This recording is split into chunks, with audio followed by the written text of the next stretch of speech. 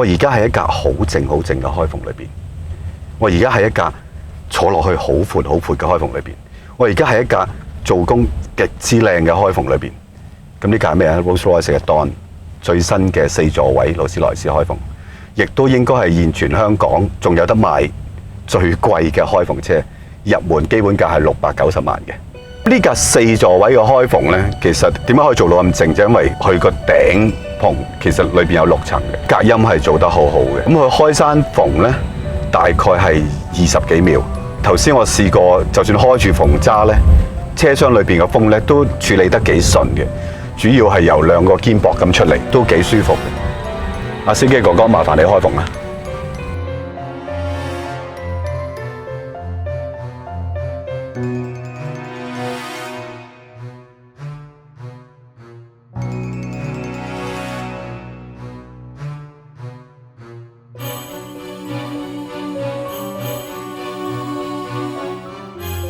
呢架係 Rolls-Royce 相對比較細部嘅車，咁理論上咧係自己揸嘅，不過坐都其實好舒服嘅。咁揸起上嚟又點咧？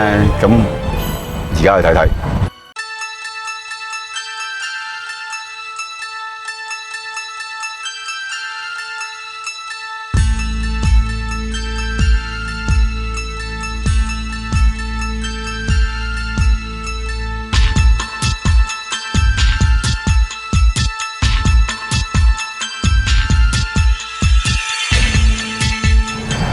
理論上呢架車係其實適合自己揸嘅，你會覺得奇怪 Rolls-Royce 自己揸，其實真係唔奇嘅。Rolls-Royce 有好多車係可以自己揸嘅。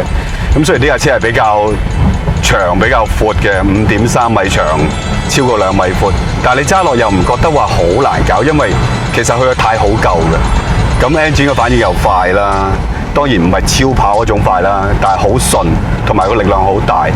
最重要係你唔覺得架車係闊到同長到你係 handle 唔到，你反而係驚香港太多傻仔成日黐住條中線行，佢挨得你太近咁解啫。因為佢始終都唔係一部細車嚟，佢係一部大車嚟嘅。開住篷都可以同後邊用普通嘅聲量傾偈喎，我仲揸緊60-70嘅喎。而個懸掛游一游，跟住又頂住個軚盤。都可能係我近20年試過車最大嘅一個軚盤，但係好幼身個軚盤，揸落去好似好輕鬆嗰種感覺，扭得好似好快嗰種感覺，相當特別。